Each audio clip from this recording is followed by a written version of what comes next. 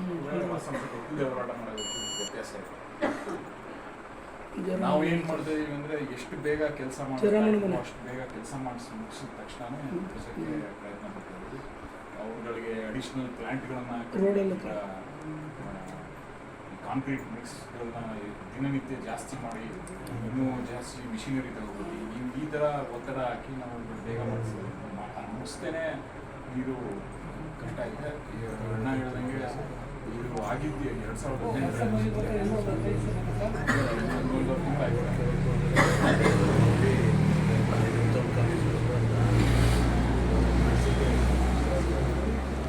ಅದೇ ನೀರಿನೊಂದು ಸಮಸ್ಯೆ ಐತೆ. ಅದ್ರ ಬಗ್ಗೆ ವಿವರವಾಗಿ ಮಾತಾಡ್ತೀನಿ ಬೇಕಾದ್ರೆ. ಆಮೇಲೆ ಈ ಚುನಾವಣೆ ಮಾತಾಡಬೇಕಂದ್ರೆ ಚುನಾವಣೆ ಬಗ್ಗೆ ಈಗ ಭಾನುವಾರ ಪಂಚಾಯತಿಗೂ ಹೋಗ್ಬಿಡ್ತಿದ್ದಾರೆ.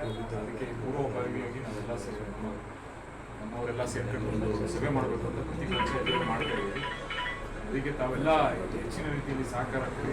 ಈಗ ಗ್ಯಾರಂಟಿಗಳು ಬಂದಿರೋದ್ರಿಂದ ಬರಗಾಲ ಇದ್ದು ಏನಾದರೂ ಉಸಿರಾಡ್ತವ್ರೆ ಪ್ರತಿ ಮನೆಯಲ್ಲಿ ಅಂತ ಹೇಳಿದ್ರೆ ಗ್ಯಾರಂಟಿ ಬರಗಾಲದಲ್ಲಿ ಉಸಿರಾಡ್ತಾರೆ. ಅದನ್ನು ದಯವಿಟ್ಟು ಮಂದಟ್ಟು ಮಾಡ್ತೀವಿ.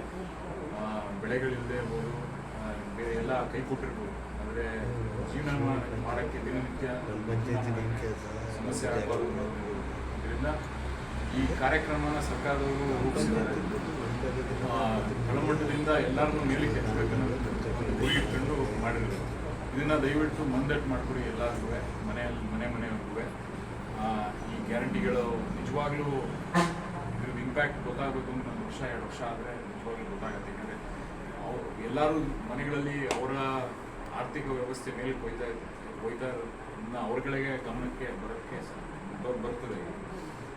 ಅದರಿಂದ ಇದನ್ನು ಮನವರಿಕೆ ಮಾಡಿಕೊಟ್ಟು ನಮ್ಮ ಚುನಾವಣೆಯಲ್ಲಿ ಯಾವ ಥರ ತಾವೆಲ್ಲ ಮಾಡಿದ್ರಿ ಅದೇ ಥರ ಸ್ಟಾರ್ ಚಂದ್ರ ಅವ್ರಿಗೂ ಮಾಡಿಸೋದು.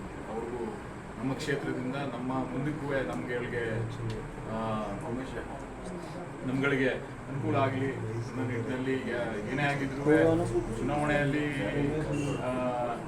ನಾವು ಎಷ್ಟು ಲೀಡ್ ಕೊಡ್ತೀವಿ ಇದ್ರ ಬಗ್ಗೆ ನೋಡ್ಕೊಂಡೆ ಎಲ್ಲ ನಮ್ಗಳಿಗೆ ಏನು ಸರ್ಕಾರದಿಂದ ವ್ಯವಸ್ಥೆಗಳಾಗ್ತದೆ ಅದನ್ನು ಮಾಡ್ತಾರೆ.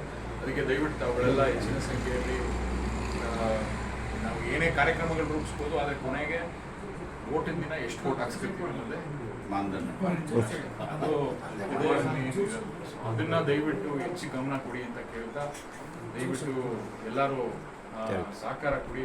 2-3 ಕಾರ್ಯಕ್ರಮಗಳು ಮಾಡ್ತೀವಿ. ಆದಷ್ಟು ಕಮ್ಮಿ ಕಾರ್ಯಕ್ರಮ ಇದೆ. ಮೊನ್ನೆದು ಭಾನುವಾರ ಒಂದು ಮಾಡ್ತೀವಿ ಪಂಚಾಯತಿ ಮಟ್ಟದಲ್ಲಿ. ಅದಾದ ನಂತರ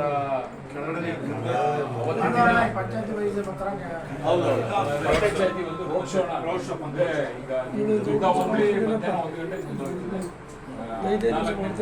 ಭಾನುವಾರ ಬೆಳಿಗ್ಗೆ ಮಧ್ಯಾಹ್ನ ಮೇಲ್ಕೋಟೆ, ಸಾಯಂಕಾಲ ಕಸಬಾದಲ್ಲಿ